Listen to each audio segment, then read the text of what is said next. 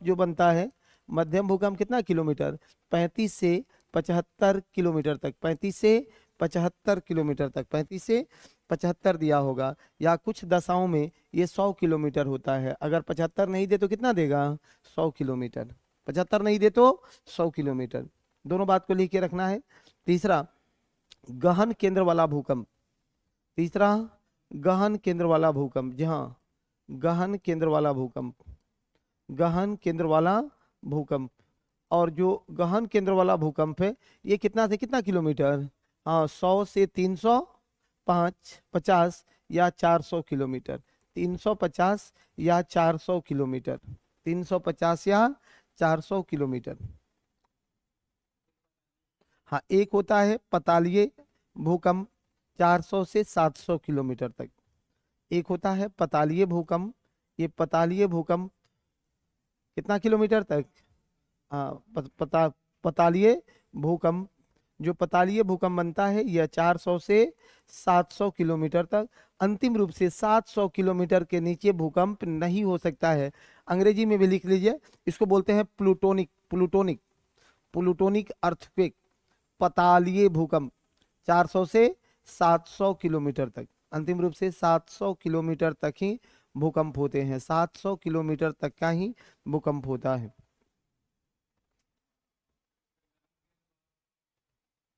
गहन दीप, दीप दीप, इसको दीप बोलते हैं, डेप्थ वाला।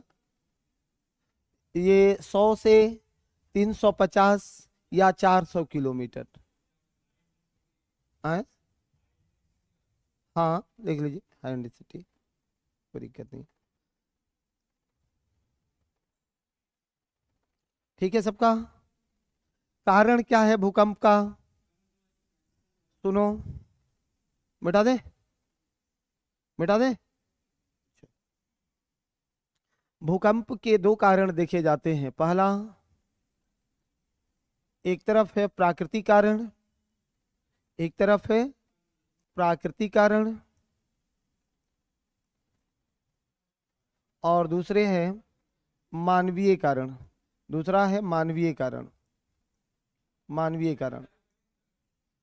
प्राकृतिक कारणों में फटाफट देखना कि इसमें सबसे ज्यादा लगभग 99% भूकंप का जो कारण है वह प्लेट टेक्टोनिक थियरी है। 99% भूकंप का कारण प्लेट टेक्टोनिक है, प्लेट टेक्टोनिक है, प्लेट टेक्टोनिक है। ये मॉर्गन और पार्कर की, मॉर्गन और पार्कर की, ठीक है, मॉर्गन और पार्कर की थियरी है प्लेट टेक्टोनिक थियरी। उस थियरी से 99% भूकंप को देखे जा सकते हैं। और आगे क्या है, वोल्केनिज्म, ज्वालामुखीयता, इसमें ज्वालामुखीयता, वोल्केनिज्म, ज्वालामुखीयता की स्थिति में जहां वोल्केनिज्म बनता हो उस स्थिति में आते हैं रेडियो एक्टिविज्म, रेडियो सक्रियता, रेडियो सक्रियता,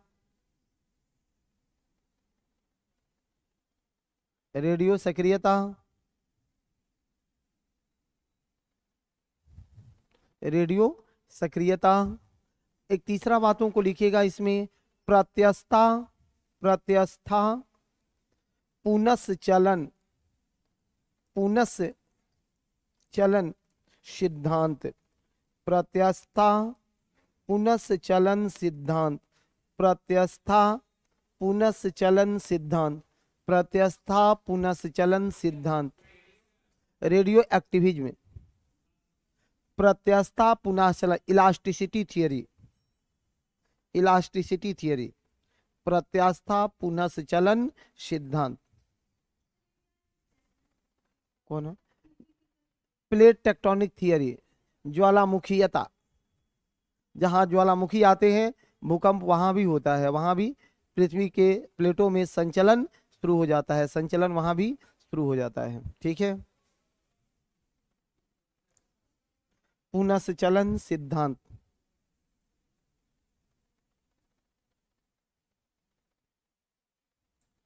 मानवीय कारणों में क्या है, उभ्रंश से उत्पन्न होते हैं, तो उभ्रंशों से उत्पन्न होते हैं, कोई बात नहीं है, ये भ्रंश से उत्पन्न होते हैं, फॉल्ट से। उल्का पिंड वगैरह छोड़ दीजिए, वो सब रेयरेस्ट भी नहीं होता है, ठीक है। चलिए, मानवीय कारण में क्या है कि बांध वगैरह बना करके जब बांध बनाते हैं या फिर हम लोग जो है परमाणु परीक्षण करते हैं, तो ये परमाणु परीक्षण के लिए उसके बाद जो है पहाड़ों को उड़ाने के लिए डायनामाइट लगाते हैं, पहाड़ों में डायनामाइट अगर लगाते हैं, ये भी कारण है, मानवीय कारण है। हाइड्रोजन बम के अगर परीक्षण करें, इसमें भी हाइड्रोजन बम परीक्षण में भी भूकंप आने की संभावनाएं प्रबल होती है, ठीक है। बस ये संभावना है, इसको लिख करके फटाफट आगे बढ़ जाना है, फटाफट आगे बढ़ लेना है। करें कंटिन्यू। जी हाँ,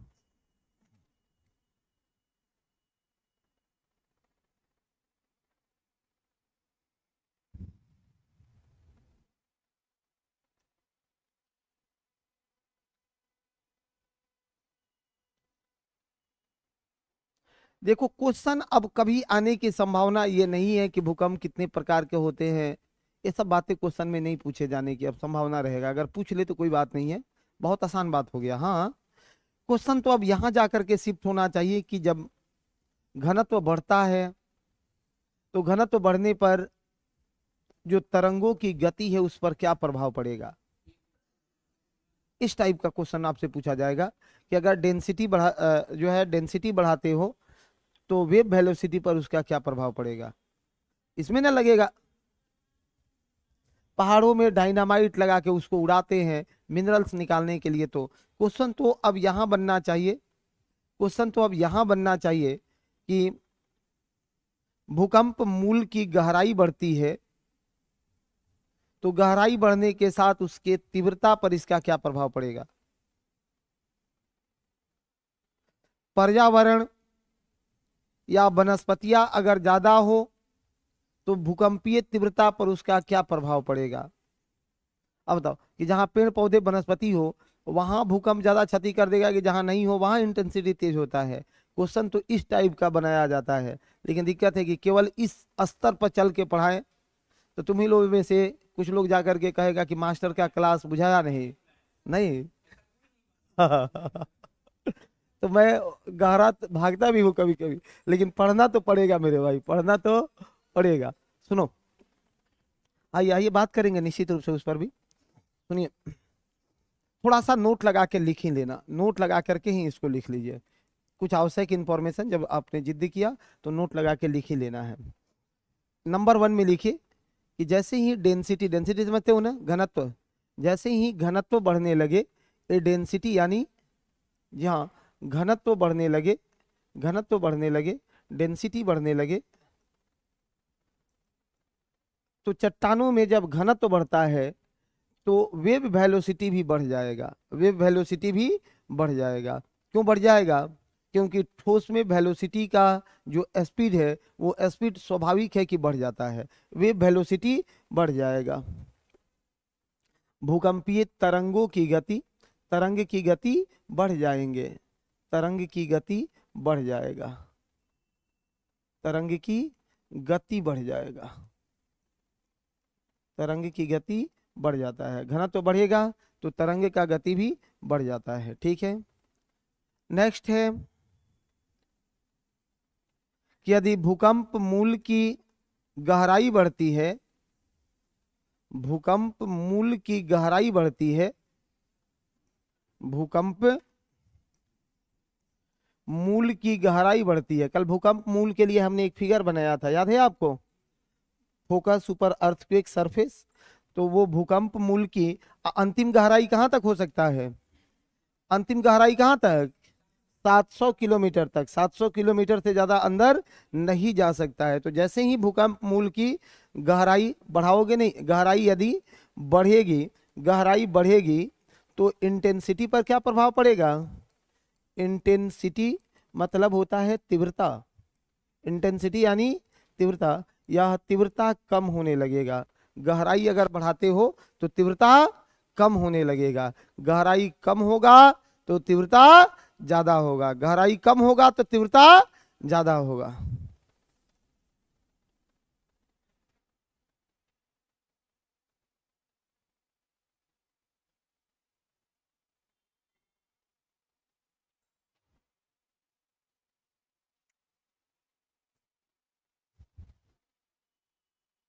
देखो, पेड़ पौधे और वनस्पति यदि बढ़े, पेड़ पौधा किसी क्षेत्र में, पेड़ पौधा वनस्पति, पेड़ पौधा और वनस्पति यदि बढ़े तो उस क्षेत्र में इंटेंसिटी यानी उसके तीव्रता, उसका तीव्रता कम पड़ेगा, तीव्रता का प्रभाव कम होगा, तीव्रता का प्रभाव कम होगा, तीव्रता का प्रभाव भी कम होगा,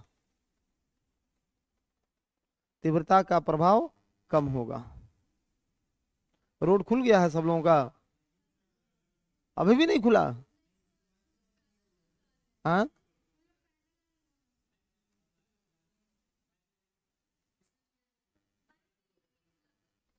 ऑटो ऑटो के लिए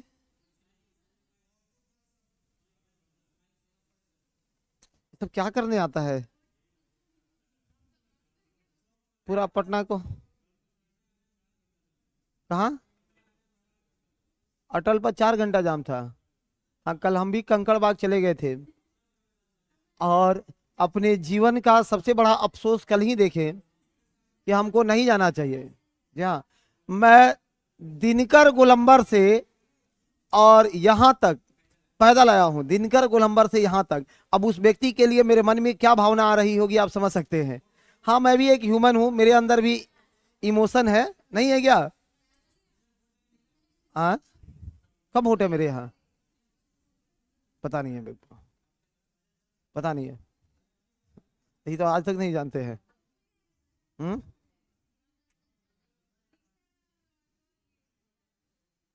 पहले ताऊ जी निकल गए, तो जब तक ताऊ जी नहीं निकलेंगे नहीं खुलेगा। हाँ हाँ, तो कहाँ रहेंगे? राजीव भवन में न रहेंगे। अब ताऊ जी निकलेंगे खुल जाएगा। चलिए ठीक है। ठीक नहीं है, देखिए, ए भाई हटाओ, रहने दो। विकसित देशों में, सुन लो, विकसित देशों में प्रेसिडेंट हो, प्राइम मिनिस्टर हो, जो भी हो, जनता को आप नहीं रोक सकते हो। हमने अमेरिकी प्रेसिडेंट के कारकेड को गुजरते देखा है और उसके पैरेलल में समानांतर गाड़ियां भी चलते रहती है। अगर वन वे में अमेरिकी प्रेसिडेंट का कारकेड जा रहा है तो वन वे खोल दिया जाता है कि आप लोग भी चलते रहिए एक तरफ, और यहाँ तो वन वे है, पूरा शहर वे ब्लॉक कर दे रहा है, मतलब सब। हम्म। नहीं ना चलेगा, जब प्रधानमंत्री जाकर के वहां बैठ जाएंगे तो सारा नियम टूट जाएगा ना, वो अलग इशूज है। वो देखो, विधानसभा में सब चीजें, सब छोड़ो हटाओ, अब नहीं बोलेंगे, मन नहीं करता है बोलने का, लेकिन ठीक नहीं है, अच्छी बातें हैं। अब वोट देने जाइए, सब लोग वोट देने जाओ, खूब दबा के वोट दो। आए? अब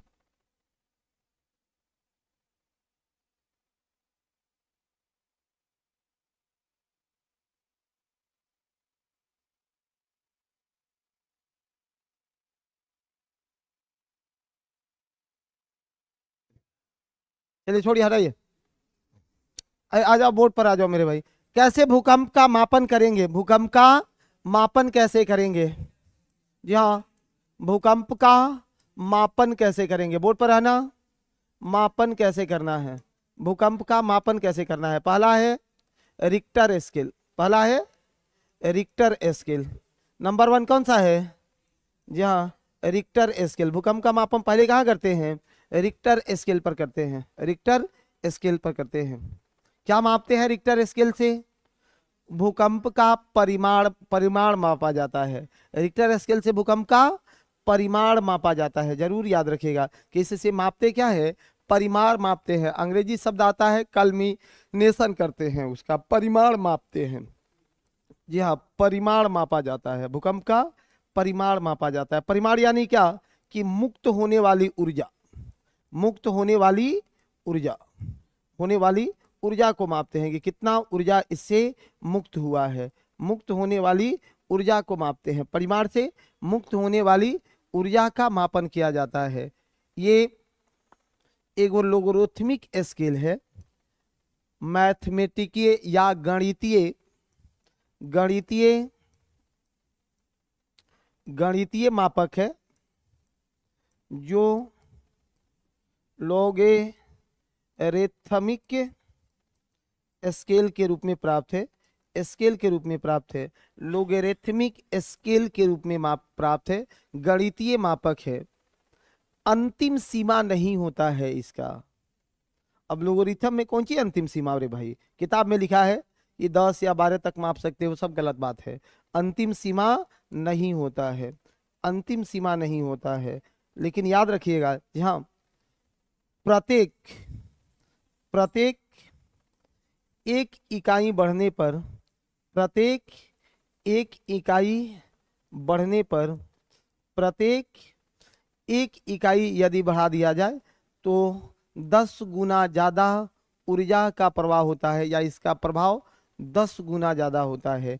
एक इकाई बढ़ने पर 10 गुना प्रभाव में वृद्धि होता है, इसके प्रभाव में वृद्धि होता है। एक इकाई बढ़ा दो तो 10 गुना प्रभाव में वृद्धि होता है, 10 गुने प्रभाव में वृद्धि होती है। ये रिक्टर स्केल है, ये रिक्टर स्केल है।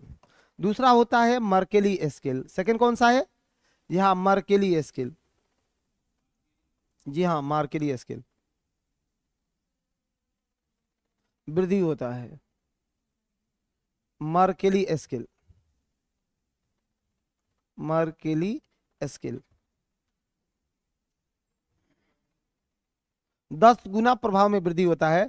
जैसे अगर 5 पर थोड़ा हिला रहा है ना, तो 6 आ गया तो इससे 10 गुना ज्यादा हिला देगा, 7 आ गया तो उसके 10 गुना ज्यादा, 8 आ गया तो उसके 10 गुना ज्यादा, 9 आ गया तो उसके 10 गुना ज्यादा, और 10 से ज्यादा तो समझिए कि प्रलय हो जाएगा दुनिया। अभी तक 9.7 रिक्टर स्केल पर भूकंप आया है, वो भी कहाँ? चिली में। आज तक का सबसे बड़ा भूकंप है, चिली का भूकंप है। हालांकि जापान में 9 डिग्री का भूकंप सामान्य सी बात है, वो आते रहता है, ठीक है। चिली में विनाशक इसलिए ज्यादा हो गया, पता है, हम लोग के यहाँ 8 डिग्री से ज्यादा भूकंप आ जाए ना, तो जापान के 9 डिग्री से ज्यादा हम लोग के यहाँ क्षति हो जाएगा। क्यों? नहीं, जापान जो है भूकंप के मतलब उसके अनुकूल अपने को मॉड्यूल कर लिया है कि कैसे भूकंप से हम अपने को रक्षा करें, और हम क्या है, बिल्कुल भूकंप से मॉड्यूल नहीं है। अब बताओ, हमारे यहाँ भूकंप रोधी घरों का निर्माण भी हो रहा है क्या? बिल्कुल नहीं है, बहुत बहुत नगण्य है, केवल कहने भर के लिए है। भूकंप रोधी सबसे पहले गिरता है, बस, सब पहले गिरता है। ये सब कहने के लिए है कि ये घर भूकंप रोधी है, हाँ, कहीं कुछ नहीं है। हाँ, कहीं कुछ नहीं है। आगे लिखिए एक लाइन में, मर्केली स्केल, मर्केली स्केल, इसमें जी हाँ, परिणाम दूसरा कौन सा, मापक दूसरा क्या है? Mercalli scale, Mercalli scale, Mercalli scale, Mercalli scale होता है, ठीक है। मर्केली स्केल गहनता का मापन करते हैं, इस पर क्या किया जाता है? यहाँ गहनता का मापन करते हैं, गहनता का मापन करते हैं,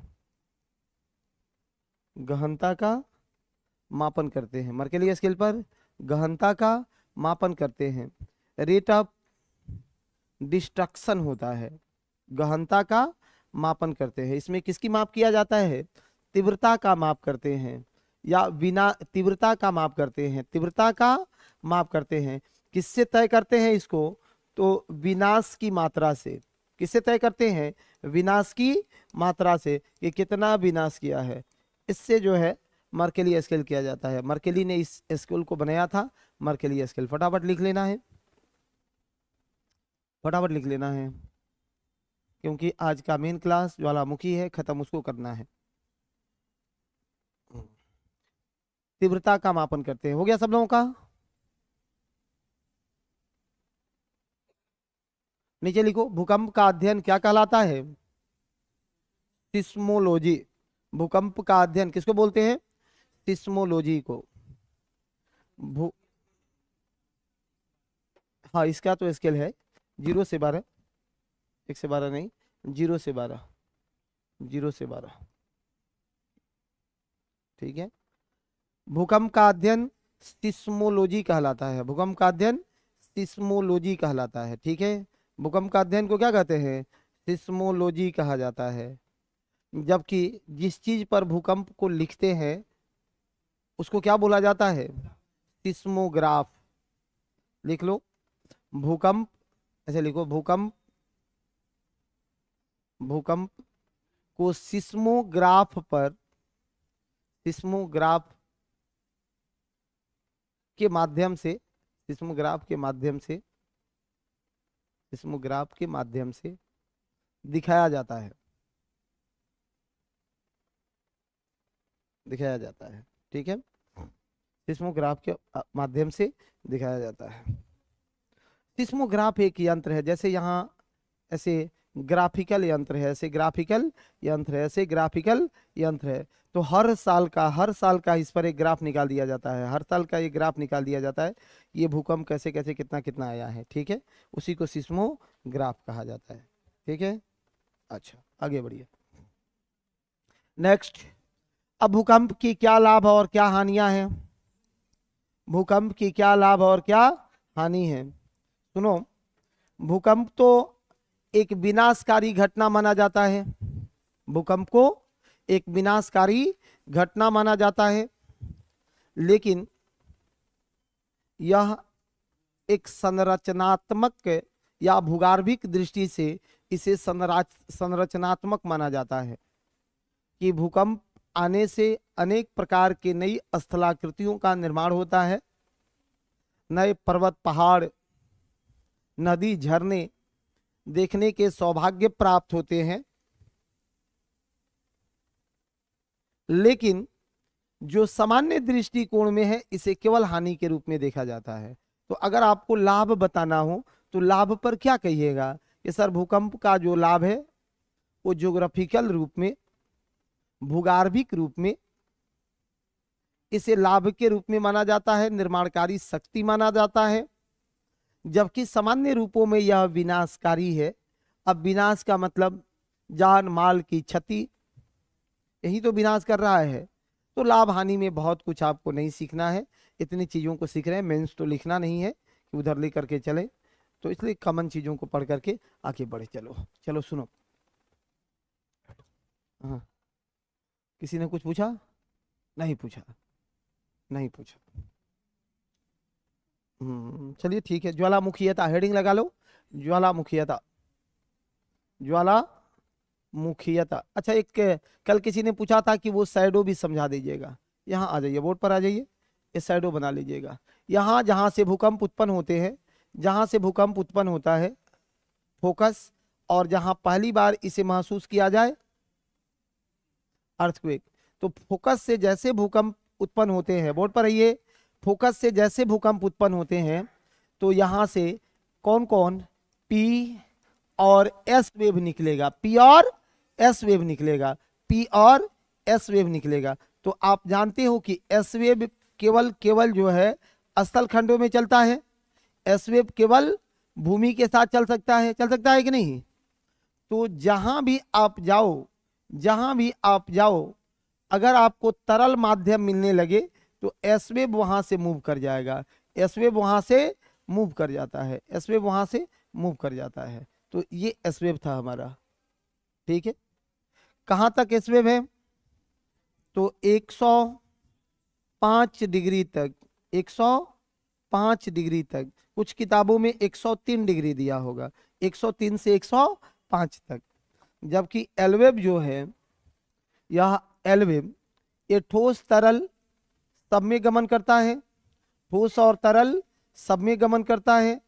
ये ठोस तरल सब में गमन कर रहा है, यहाँ तक कि जैसे ही उसको अंदर में ठोस मिला वो अंदर की ओर अपना केंद्र बना लिया, अंदर की ओर अपना केंद्र बना लिया, यहाँ अंदर की ओर अपना केंद्र बना लिया भाई, यहाँ यहाँ अपना केंद्र बना लिया, यहाँ अपना केंद्र बना लिया, ये अपना एक केंद्र बना लिया, यही बना हुआ है ना।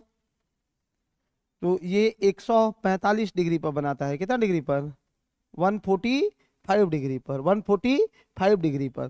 तो 105 से 145 तक, ये 145 तक, जी हाँ, ये पी शैडो है। किसका शैडो है? पी का शैडो है, ये पी का शैडो है। यहाँ भी 105 से लेकर के और 145 डिग्री तक, 145 तक, ये पी का शैडो है, पी का शैडो है। जबकि ये टोटल क्षेत्र यहाँ से लेकर के और यहाँ तक, ये किसका शैडो है? एस का शैडो है। यहाँ एस नहीं जाएगा, ये एस का शैडो है, ये एस का शैडो है। तो एस तरंगे कहाँ नहीं मिलती है, 145 डिग्री के जो है अंदर में एस तरंगों का प्रभाव नहीं होता, सॉरी 105 डिग्री के बाद एस तरंगे प्राप्त नहीं होती हैं, सीधे है। हाँ निश्चित रूप से।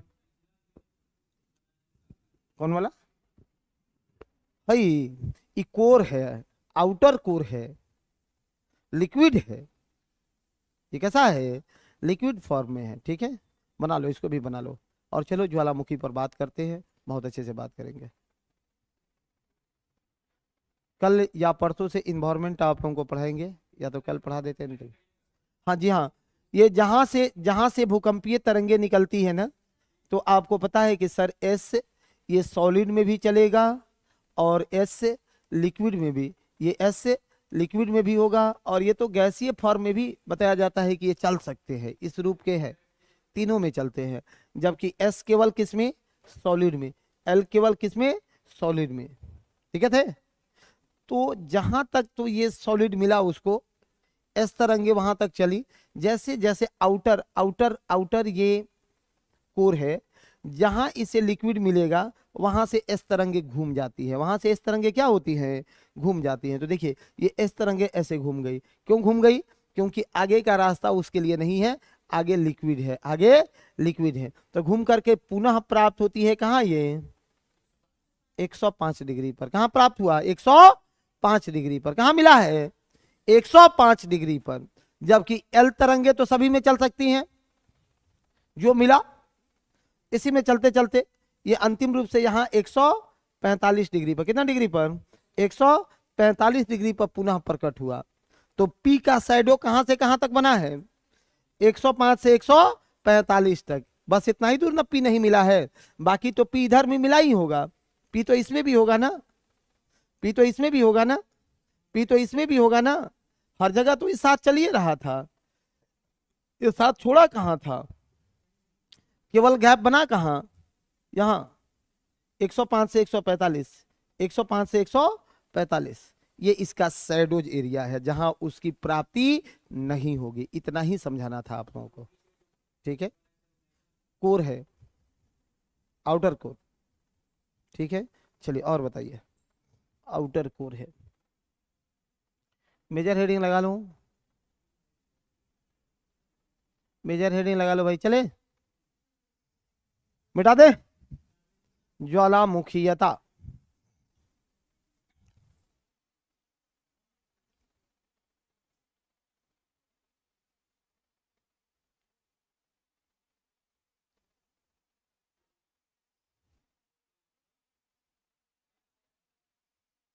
आया वहां ना भेटाइए,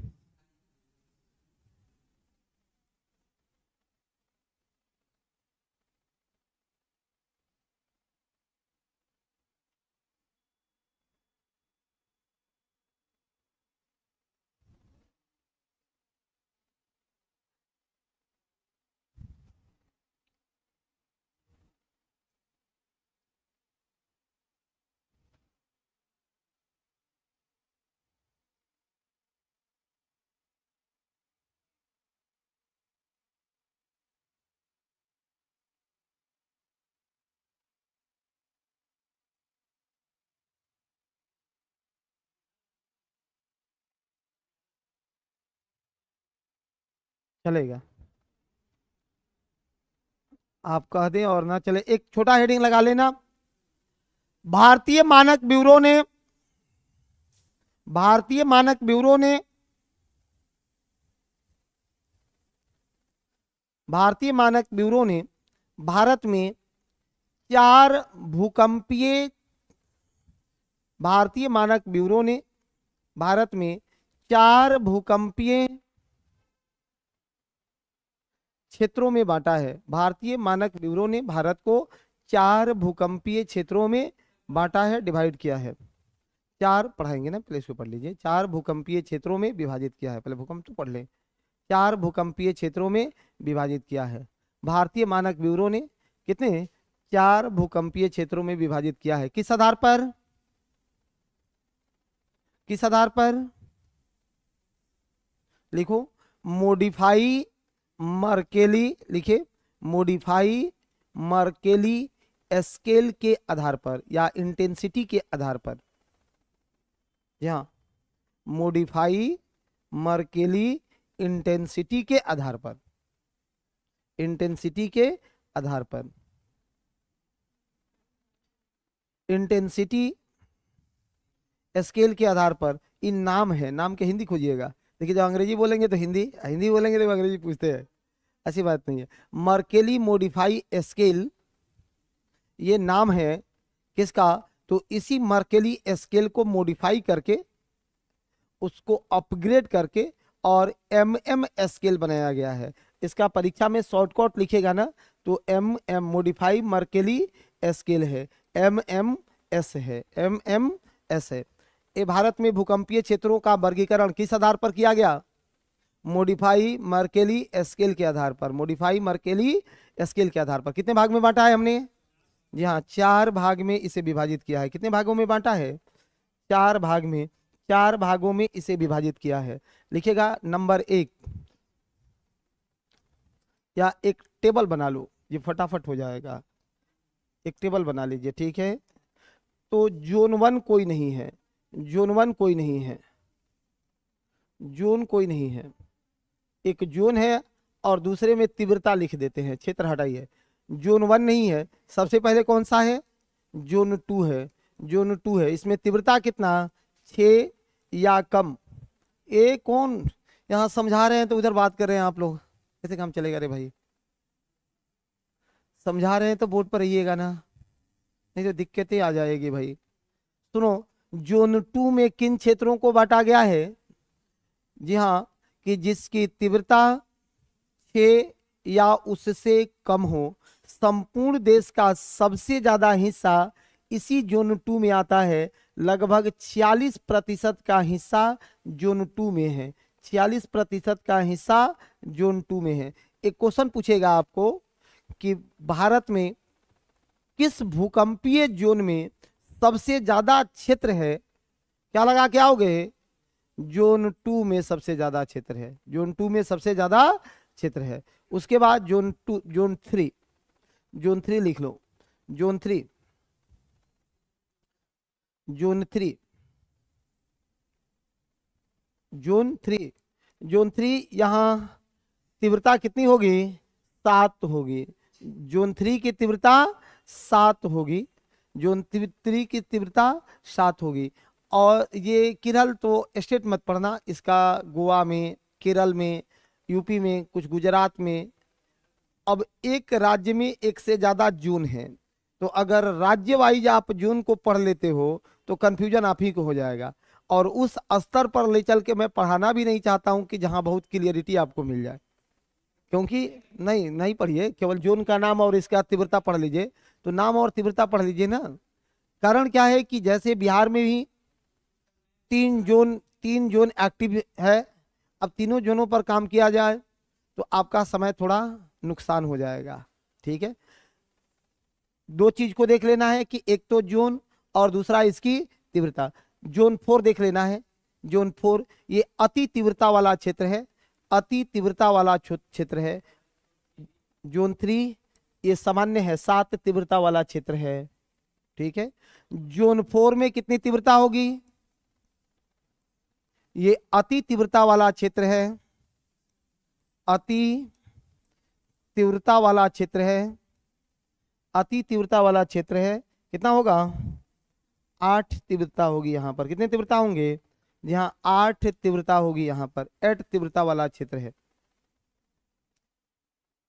8 तीव्रता वाला क्षेत्र है। अब बिहार इन दोनों में आता है, जोन 3 में भी और जोन 4 में भी, जोन 3 और जोन 4 में भी।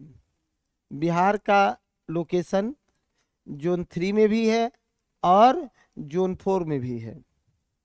खींच करके लिख दो, ये जोन 3 में भी है और जोन 4 में भी है। नहीं, एक और जोन 5,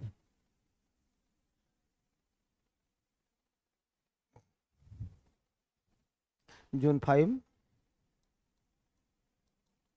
अत्यधिक अत्यधिक तीव्रता वाला, अत्यधिक तीव्रता वाला क्षेत्र, अत्यधिक तीव्रता वाला क्षेत्र, इसमें तीव्रता कितनी होती है? 9 तीव्रता होती है। तीव्रता कितना होता है? 9 तीव्रता होता है। जैसे उत्तर पूर्वी भारत, जम्मू कश्मीर, कच्छ का रण, ये सब इसमें आता है ना। जैसे उत्तर पूर्वी भारत, ये सब कच्छ का रण, ये सब बहुत तीव्रता वाला क्षेत्र है। समय लग जाएगा उसमें, मैं समझता हूँ ना, जितना क्लियरिटी नहीं आएगी उससे ज्यादा कंफ्यूजन हो जाएगा लोगों को।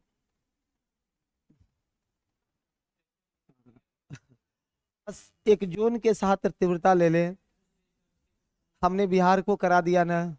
अब इससे ज्यादा आप एक बात देखो, जोन 7 में चलोगे तो केरल है, गुजरात है, गोवा है, यूपी है, उसके बाद बिहार भी है। जोन 4 में चलिएगा तो जोन 4 में भी यूपी भी है, गुजरात भी है, इसमें भी जम्मू कश्मीर है, दिल्ली है, सिक्किम है, नोएडा है, ये भी है। जोन 5 में जब चलोगे तो उत्तरी भारत का सब क्षेत्र है, बहुत सेंसिटिव क्षेत्र है।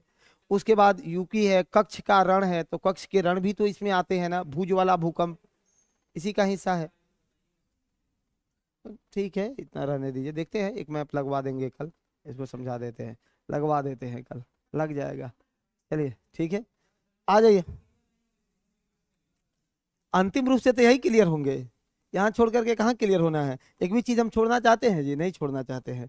अब आप लोग चाहते हैं कि थोड़ा छोड़ दिया जाए तो छोड़ देते हैं, नहीं तो नहीं छोड़ते हैं। चलिए, क्या दिक्कत है बताइए। आए, क्या जो चाहते हैं उनका ज्योग्राफी नहीं है?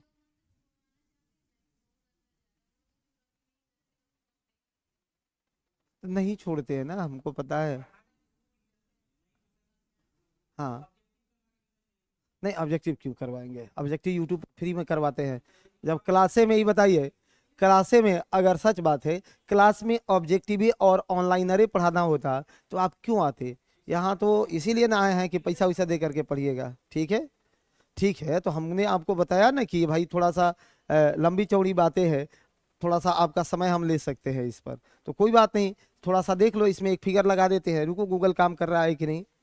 अभी आने दीजिए विशाल को, मैं अभी ये फिगर लगवा देता हूँ, ठीक है। ज्वालामुखीयता लगेगा, ज्वालामुखीयता, ज्वालामुखीयता, फटाफट बोर्ड पर रहिए। वोल्केनिज्म, वोल्केनिज्म, मैं उसमें लगवा दे रहा हूँ ना। अब जब हमने आपसे कहा कि पक्का लगवा दे रहे हैं, आने दीजिए विशाल को।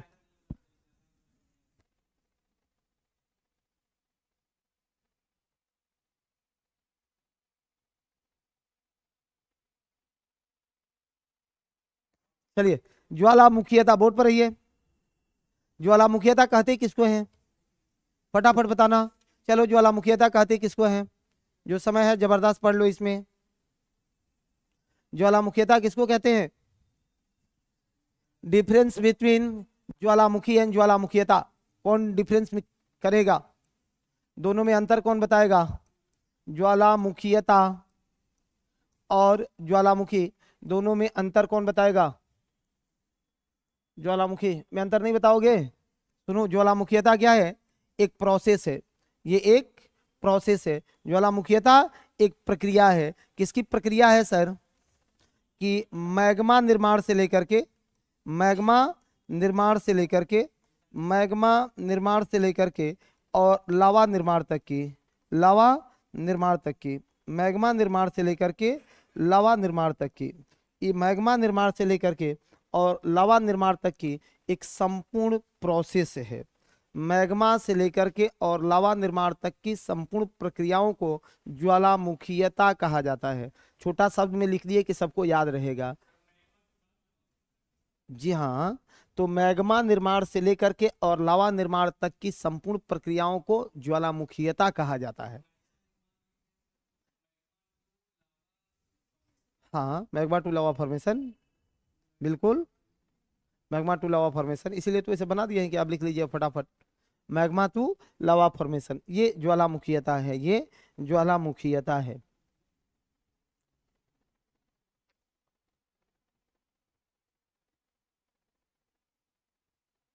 चलिए, बहुत अच्छी बात है। जबकि ज्वालामुखी क्या है? ज्वालामुखी किसको कहते हैं? लिखो, ज्वालामुखी एक स्थलाकृति रूप है, टोपोग्राफिक रूप है। ज्वालामुखी एक स्थलाकृति रूप है, टोपोग्राफिक रूप है। ज्वालामुखी एक स्थलाकृति रूप है, ज्वालामुखी एक स्थलाकृति रूप है, जिसका अर्थ, ज्वालामुखी एक स्थलाकृति रूप है, जिसका अर्थ, जिसका अर्थ एक स्थलाकृति रूप है, जिसका अर्थ भूपर्पटी के, भूपर्पटी के उस छिद्र अथवा दरार से है, उस छिद्र अथवा दरार से है, जिससे मैग्मा बाहर निकलती है, जिससे मैग्मा बाहर निकलती है, मैग्मा बाहर निकलती है।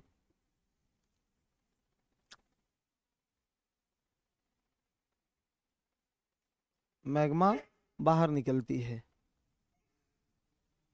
हो गया।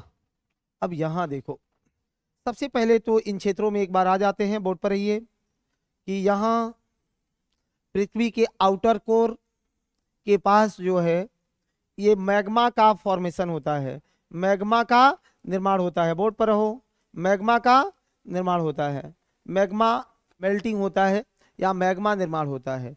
यह मैग्मा ऊपर की ओर धीरे धीरे सरकती है, ऊपर की ओर सरकती है। बोर्ड पर रहो, ऊपर की ओर सरकती है। और यदि यह मैग्मा पृथ्वी के भूपर्पटी के आंतरिक भागों में, भूपर्पटी के आंतरिक भाग में, भूपर्पटी के आंतरिक भाग में, आंतरिक भाग में यदि इसमें जमाव हो जाए, भूपर्पटी के आंतरिक भाग में इसमें जमाव हो जाए तो इसे अंतर्भेदी, अंतर्भेदी मैग्मा कहा जाता है, अंतर्भेदी मैग्मा कहा जाता है। पृथ्वी के आंतरिक भागों में यदि इसका जमाव हो जाए तो कौन सा मैग्मा है? अंतर्भेदी मैग्मा है। आंतरिक भागों में जमा हो जाए तो आंतरिक भागों में जमा हो जाए अंतर्भेदी मैग्मा है। और आंतरिक भागों में जो स्थलाकृतियां बनेगा वो बैकोलिथ, लेकोलिथ, सिल्क, डाइक, इस प्रकार की स्थलाकृतियों का निर्माण करता है। लेकिन यही मैग्मा अगर भूपर्पटी से बाहर निकल जाए, भूपर्पटी से बाहर निकल जाए, बाहर निकल जाए तो ये जी हाँ, ये बहिर्भेदी चट्टानों का निर्माण करते हैं। ये बहिर्भेदी, जी हाँ, बहिर्भेदी चट्टान का निर्माण करते हैं, बहिर्भेदी चट्टान का निर्माण करते हैं, जिसे पठार या पर्वत कहा जाता है। पठार या पर्वत का निर्माण करते हैं और जो पदार्थ निकलता है यही लावा होता है, इसी को लावा कहा जाता है। जो पदार्थ निकले इसी को लावा कहा जाता है। सब लोग लिख रहे हो? ऑनलाइन वाले कोई दिक्कत नहीं हो रही होगी? फटाफट बनाओ, लिखो। इसी को लावा कहा जाता है।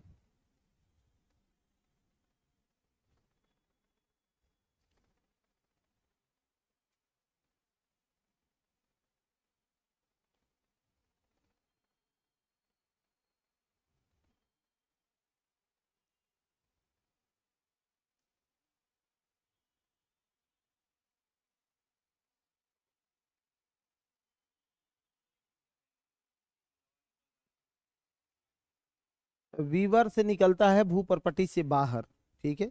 यहाँ निकलने की जो प्रक्रिया है वो अलग प्रक्रिया होता है। यहाँ तो वे निकलते हैं जो लिथोस्फीयर तक पहुंचते हैं तो रेडियो एक्टिविटीज के कारण, रेडियो एक्टिविज्म के कारण, रेडियो सक्रियता के कारण निकलते हैं, जेनरेट भी होते हैं, ठीक है। आगे बढ़ाएं। हो गया सबका? दिक्कत है?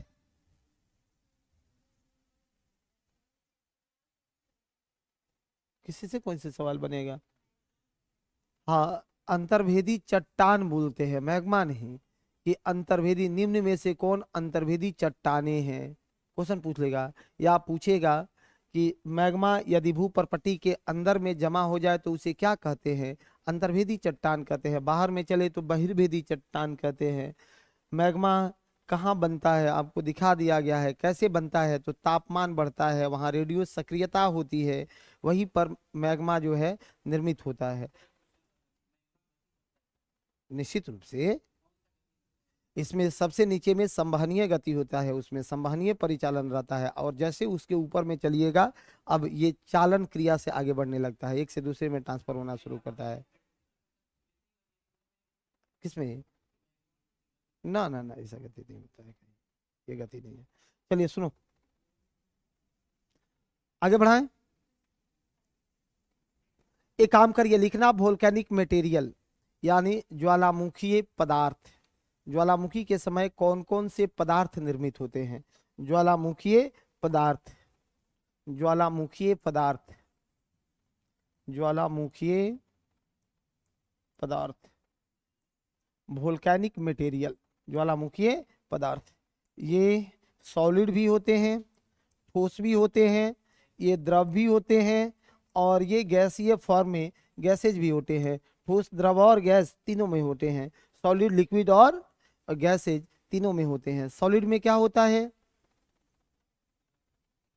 जैसे बम्ब होता है, इसको एक होता है बम्ब, तो सबसे बड़ा टुकड़ा, ठोस के सबसे बड़ा टुकड़ा जो बाहर निकल रहा होगा उसको क्या कहेंगे? बम्ब कहा जाता है। ज्वालामुखी पदार्थ का सबसे बड़े टुकड़े जो ठोस रूप में निकले उसका नाम क्या है? बम्ब कहा जाता है। और जो छोटा छोटा निकलता है उसे लिपिली कहा जाता है, उसी को लिपिली कहा जाता है। शब्द भी लिख लेना कि ठोस रूप में एक बम्ब होता है और दूसरा लिपिली होता है। एक बम्ब होता है और दूसरा लिपिली होता है। बम्ब और लिपिली होता है। बूंद और लिपिली, चिकना। द्रव रूप में क्या निकलता है? हाँ बताओ बताओ बताओ, क्या पूछ रहे हो? हाँ, दोनों चीज निकलेंगे। पहले तो मैग्मा होगा, और मैग्मा किस रूप में बनेगा? लावा में बनेगा। मैग्मा और लावा दोनों को और थोड़ा पढ़ा देते हैं, चिंता मत करिए कि कैसे मैग्मा बनता है और कैसे लावा बनता है। गैसेज लगातार पूछते रहते हैं। गैस में सबसे ज्यादा क्या बनाता है? सबसे ज्यादा जलवाष्प निकलता है, सबसे ज्यादा जलवाष्प निकलता है। सबसे ज्यादा क्या? जलवाष्प। टोटल गैस का अप्रॉक्स 65% तो केवल जलवाष्प ही होता है। सबसे ज्यादा जलवाष्प निकलते हैं। दूसरा, दूसरा इसमें कार्बन डाइऑक्साइड भी निकलता है, SO2। सल्फर ऑक्साइड भी निकलता है, सल्फर, सल्फर ऑक्साइड भी निकलता है, और कार्बन मोनोऑक्साइड भी निकलता है। इसी में कार्बन मोनोऑक्साइड भी निकलता है, कार्बन मोनोऑक्साइड भी निकलता है,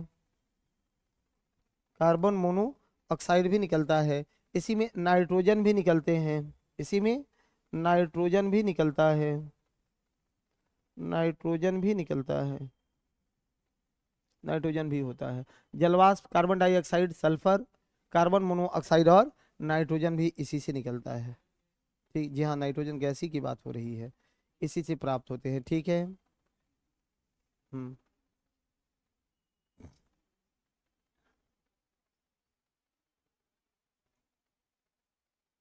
लिख लो मैग्मा है क्या? What is magma? अब ये शब्द बहुत लोगों को परेशान कर रहा है, तो हमने एकदम बच्चा की तरह ही लिखाना शुरू कर दिया। लिखो मैग्मा क्या है? मैग्मा किसको कहते हैं? आ?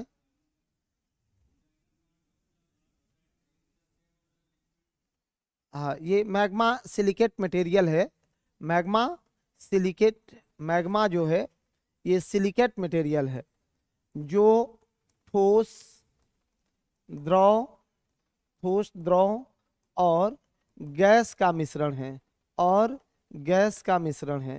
यह ठोस, द्रव और गैस का मिश्रण है। मैग्मा ठोस, द्रव और गैस का मिश्रण है। ठोस, द्रव और गैस का मिश्रण है। सिलिकेट मटेरियल होता है। कैसा मटेरियल है? सिलिकेट मटेरियल है।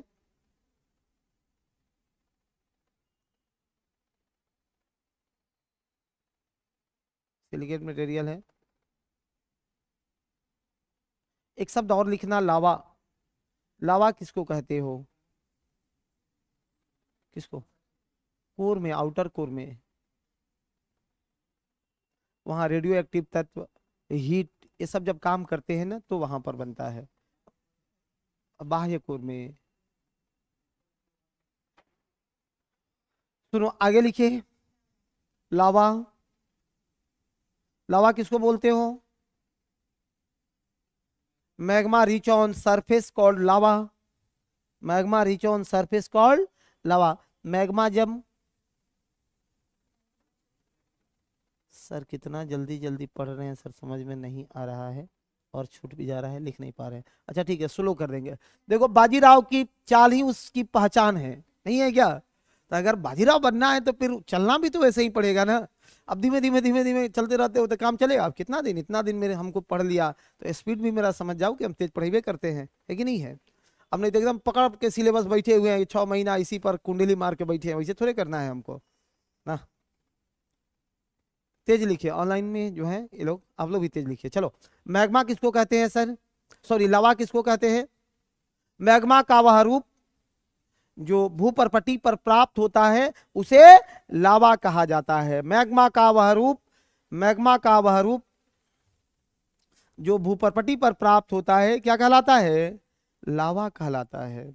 मैग्मा का वह रूप जो भूपर्पटी पर प्राप्त होता है वह लावा कहलाता है। ठीक है, लावा कहलाता है।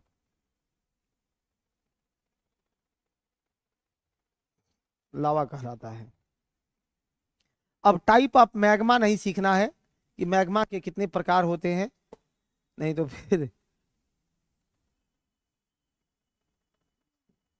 जो है कहोगे कि नहीं सिखाया आदमी ने।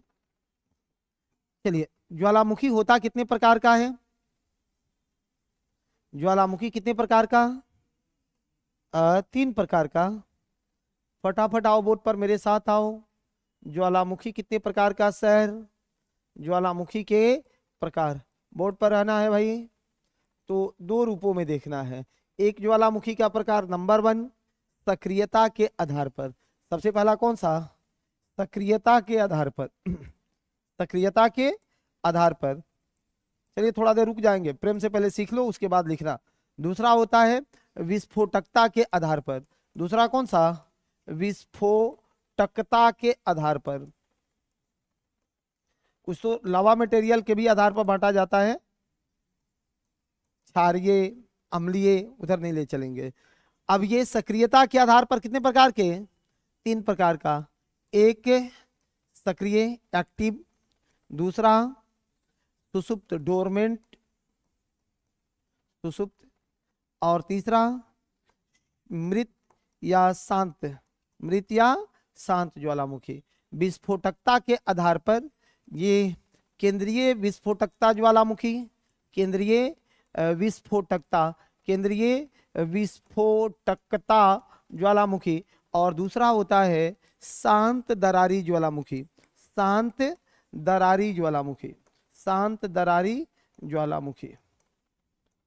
इसी आधार को ज्यादा पढ़ा देते हैं, उसको तुम लोग किताब में तो पढ़ते रहता है आप लोग, आप ही लोग बताओ।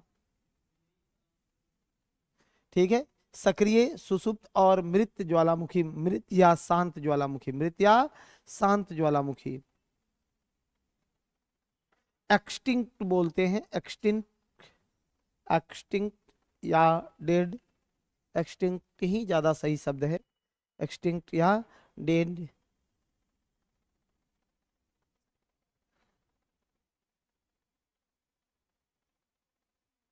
एक्सटिंक्ट या डेड।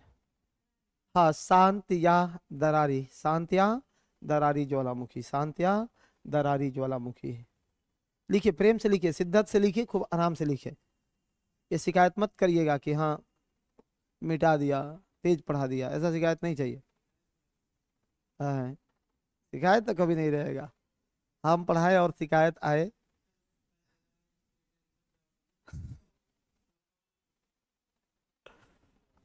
हाँ, बोल रहा है ना।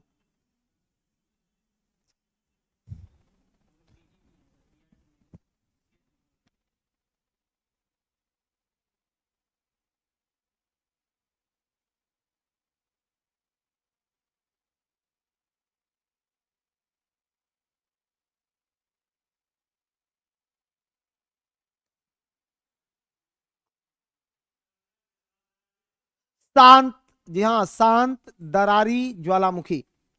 एक है केंद्रीय सेंट्रल टाइप वोल्केनो, दूसरा है दरारी टाइप वोल्केनो, शांत दरारी। दोनों को पढ़ा देते हैं, चिंता मत करिए। दिक्कत है किसी को? सब लोग ठीक हो? आप लोग बताइए, ठीक है? परीक्षा बाद में ठीक होना चाहिए। अभी के केवल ठीक से काम नहीं चलेगा, ठीक है? पढ़िए, मेहनत करिए। टीआरई 3 देना है कि 4? अच्छा, आपको 4 देना है, आपको तो 3 देना है। हाँ, कोई बात नहीं। 3 क्या नहीं दे रही है? फॉर्म नहीं भरी थी, एलिजिबल नहीं थी। हाँ ठीक है, तो 4 5 में बैठिए। अब तो 5 का भी काम हो रहा है, ये 5 भी आ जाएगा, है कि नहीं? हाँ? एक साल में तीनों होगा, 3 4 और 5। एक साल में 3 एग्जाम बिहार में रिकॉर्ड बन जाएगा, ठीक है? और आने वाली पीढ़ियां इसको दोहराएगी। अच्छी बातें तो नहीं है। देखो, मैं इसको बहुत अच्छा नहीं मानता हूं, सुनिए। अब कुछ आदमी करिए वो करेगा हमको, ये मैं इसको बहुत अच्छा नहीं मानता हूं। सर, इसको धीमे धीमे चलने दिया जाए, एक प्रोसेस में चलने दिया जाए। एक प्रोसेस में रहेगा तो सस्टेनेबल डेवलपमेंट होगा, उसी को संपोषणीय विकास कहेंगे, कि आने वाली पीढ़ियों को भी इसका लाभ मिलेगा।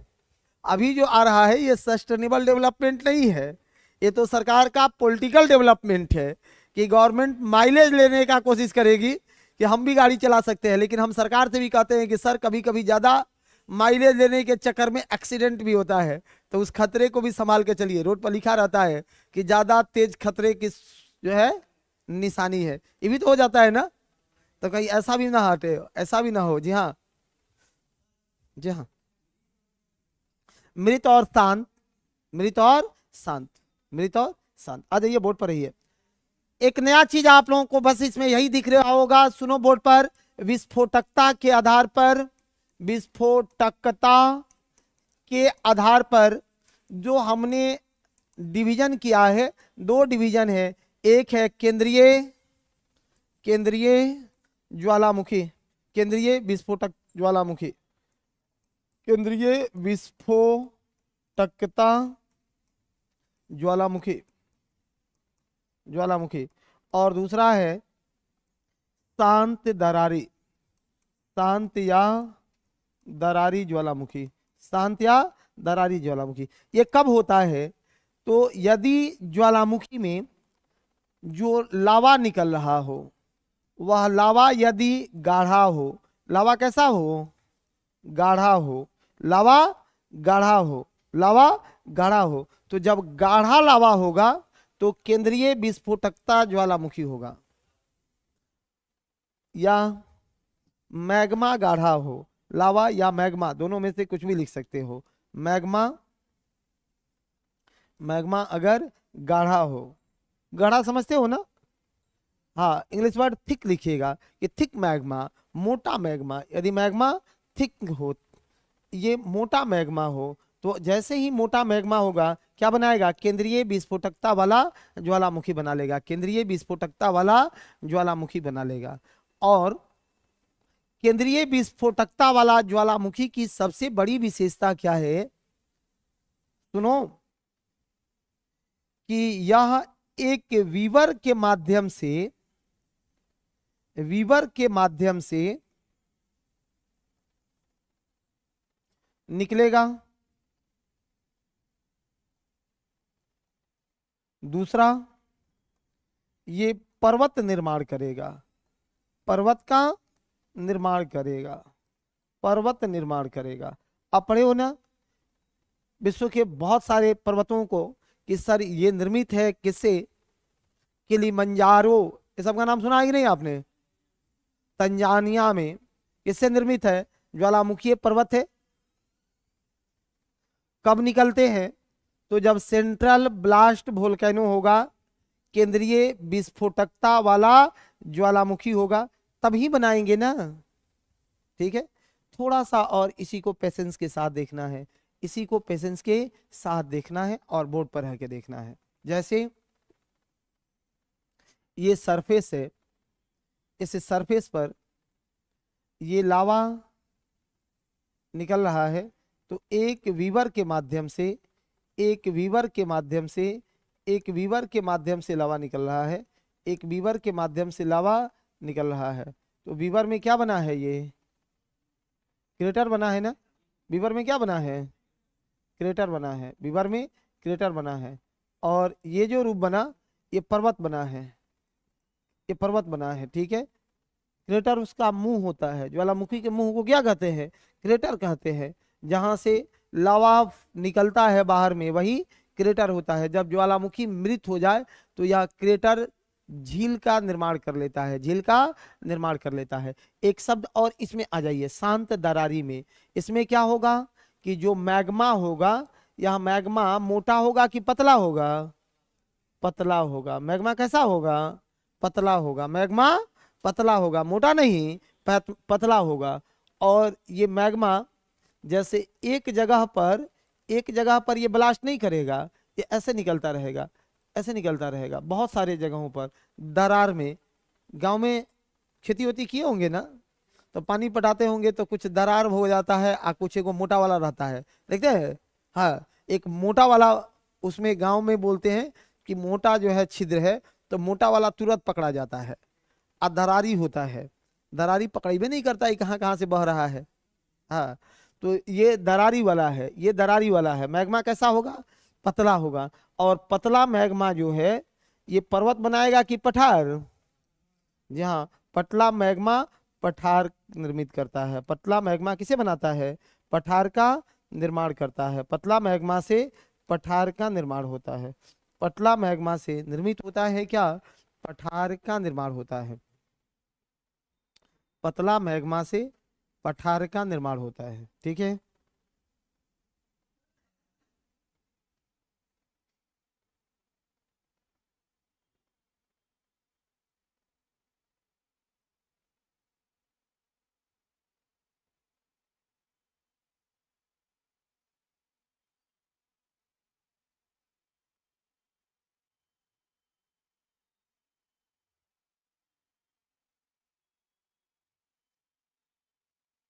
पठार और का निर्माण होता है। अब भारत में जैसे, लिख लियो, लिख लियो, लिखो नहीं तो कहोगे कि मिटा दिए। नहीं मिटाएंगे, पहले लिख लेना है। सब लोग लिखो, हो गया सबका।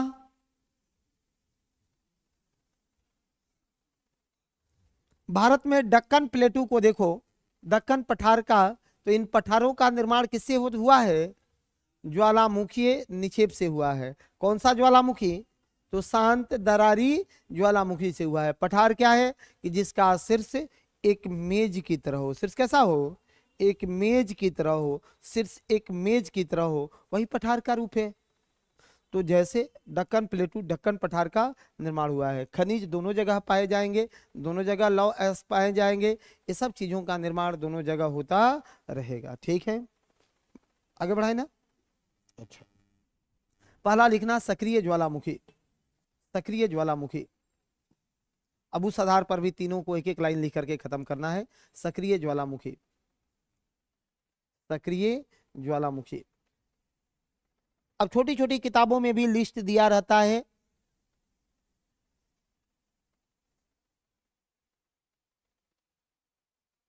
पहाड़ बनेगा, जी हाँ, बहुत अच्छी बात है। तो ऑनलाइन वाला भी कितना शानदार समझता है सब, बहुत अच्छे पढ़ते हो आप लोग। कौन, मिष्टी गुप्ता, सुधा, सब सब बढ़िया पढ़ता है, पंकज, ठीक है, सब अच्छा पढ़ता है। और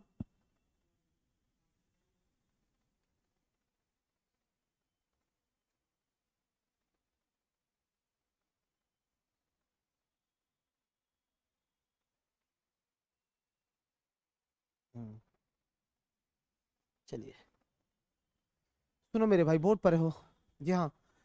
हमने दो तीन चीज, सक्रिय ज्वालामुखी, अब ये हमसे पढ़ करके आप बहुत कुछ नहीं करोगे, इसका एक लिस्ट पढ़ लो। अब मैं बैठ के आपको लिस्ट पढ़ाता रहूं तो समय की बर्बादी हो जाएगी ना। तो क्या है सक्रिय ज्वालामुखी, ये सक्रिय ज्वालामुखी वह है जिससे अभी भी लावा और आग का जो है निकल रहा है, जिससे लावा का निक्षेप हो रहा हो, इरप्शन ऑफ लावा अभी भी हो, उसमें इरप्शन ऑफ फायर एंड लावा होता है। इसमें इरप्शन किसका होगा? गैसेज का भी होगा। तो एक लाइन लिखो, क्या लिखा है सक्रिय ज्वालामुखी में? कुछ नहीं, हाँ लिखे, इसमें इसमें लावा और गैस, लावा और गैस बाहर निकल रहा हो, लावा और गैस बाहर निकल रहा हो, सक्रिय ज्वालामुखी है। लावा और गैस बाहर निकल रहा हो, वो क्या है? सक्रिय ज्वालामुखी है, वही सक्रिय ज्वालामुखी है। जैसे माउंट एटना इटली में, माउंट एटना इटली में, कोटोपैक्सी इक्वाडोर में, माउंट एटना, माउंट एटना, ये लिस्ट एक बार पढ़ लीजिएगा आप लोग जाकर के, ठीक है? लगभग किताबों में, लुसेंट टाइप के किताब में भी लिस्ट दिया है, ठीक है? दूसरा कोटोपैक्सी इन इक्वाडोर, इक्वाडोर में कोटोपैक्सी, इक्वाडोर में कोटोपैक्सी। बैरन द्वीप अंडमान और निकोबार, बैरन द्वीप अंडमान और निकोबार, बैरन द्वीप अंडमान और Nicobar. Mount Erebus, Erebus, Mount Erebus, Mount Erebus Antarctica में, माउंट इरेबुस कहाँ? अंटार्कटिका में, अंटार्कटिका में माउंट इरेबुस है, ठीक है? और भी 10 20 25 50 जितने भी लिस्ट आपको मिले, एक नजर में उस लिस्ट को देख लेना है, ठीक है? दूसरा लिखना है सुषुप्त ज्वालामुखी, डोरमेंट वोल्केनो, सुषुप्त या इसी को क्या बोलते हैं? डोरमेंट वोल्केनो,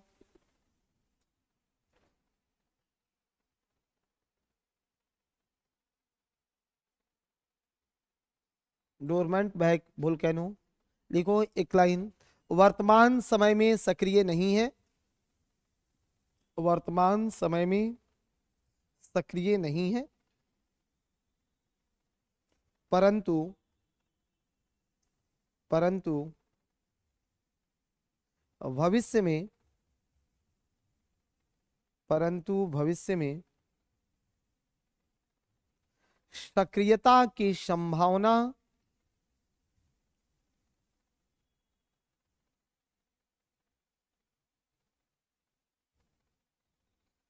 सक्रियता की संभावना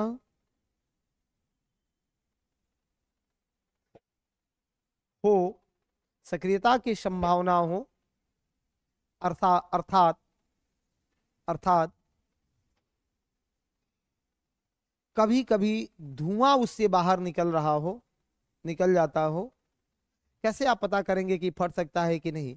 तो कभी कभी उससे ऑटोमेटिक धुआं बाहर निकलना शुरू हो जाता है, सक्रियता की संभावना हो, ठीक है? जैसे फ्यूजियामा इन जापान, जापान में फ्यूजियामा, जापान में फ्यूजियामा, जापान में फ्यूजियामा। अंडमान निकोबार पर नारकोंडम, अंडमान निकोबार पर नारकोंडम, अंडमान और निकोबार पर नारकोंडम, नारकोंडम कहाँ है? अंडमान निकोबार पर नारकोंडम।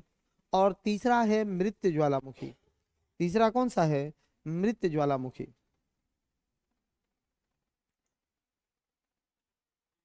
हाँ एक्सटिंक्ट, एक्सटिंक्ट, मृत ज्वालामुखी। वह ज्वालामुखी, देखिए वह ज्वालामुखी जिसका क्रेटर अब झील बन चुका हो, वह ज्वालामुखी,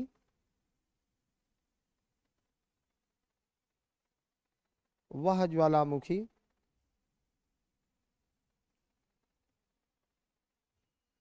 जिसका क्रेटर झील बन चुका हो,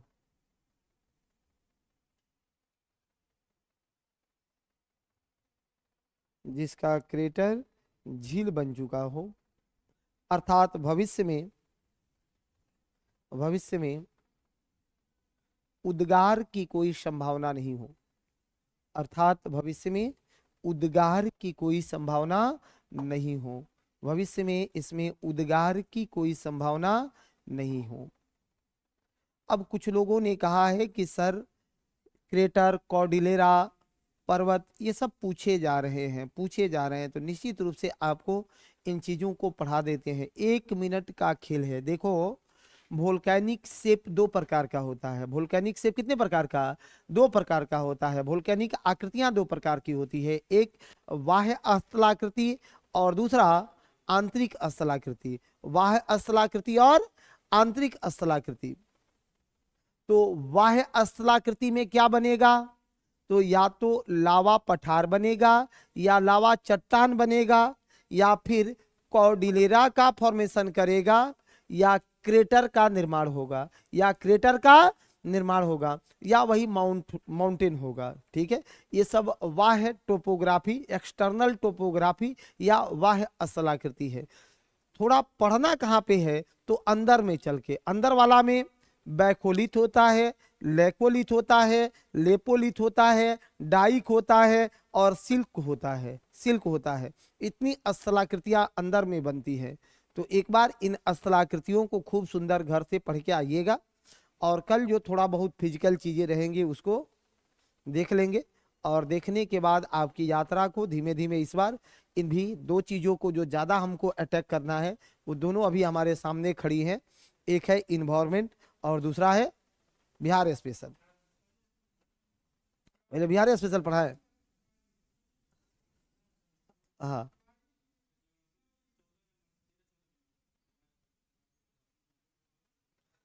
उसी से पहले शुरू होगा। इन्वायरमेंट बाद में पढ़ाएंगे। देखो, एक चीज देख रहे हैं कि बिहार में सरकार कहीं ना कहीं डोमिसाइल के ऑप्शन के रूप में बिहार स्पेशल के क्वेश्चन को ढूंढ रही है कि थोड़ा स्पेशल क्वेश्चन अगर ज्यादा पूछ लेंगे तो बिहार के बच्चों को लाभ हो जाएगा। हमको वो चीज बहुत सकारात्मक नहीं लगता है, क्योंकि वो अदर स्टेट वाले भी बहुत अच्छा पढ़ सकते हैं। ऐसा थोड़े है कि बिहार वाले पढ़ लेंगे। अरे हमें वो किताब लेके आप बैठ के अगर दिल्ली में बैठ के पढ़ लिए तो बिहार स्पेशल से कम थोड़े जाने। अब बिहार में पैदा होकर के जब तक पढ़ेंगे नहीं तब तक क्या सीखेंगे? यहाँ पैदा होने से ये थोड़े जरूरी है कि हम सब सीख रहे हैं, वो कोई बहुत चीजें नहीं है। लेकिन बिहार स्पेशल का वेट बढ़ जाना ये बहुत बड़ी बात है। 16 क्वेश्चन, सुनो, 16 क्वेश्चन किसी एक सब्जेक्ट से नहीं पूछा जाएगा, पता है कि नहीं आपको? सब्जेक्ट के मामले में ना तो हिस्ट्री से आएगा, ना ज्योग्राफी से आएगा, ना पॉलिटी से आएगा, ना करंट होगा। कोई एक सब्जेक्ट 16 क्वेश्चन नहीं होगा सिवाय बिहार स्पेशल के। तो उसको भी तो नहीं छोड़ना है ना। आए किताब, कोई एक किताब लेकर के पढ़ लीजिए ना। ना, सागिर अहमद मैथ का किताब आता है, इम्तियाज अहमद का किताब आता है, सागिर अहमद।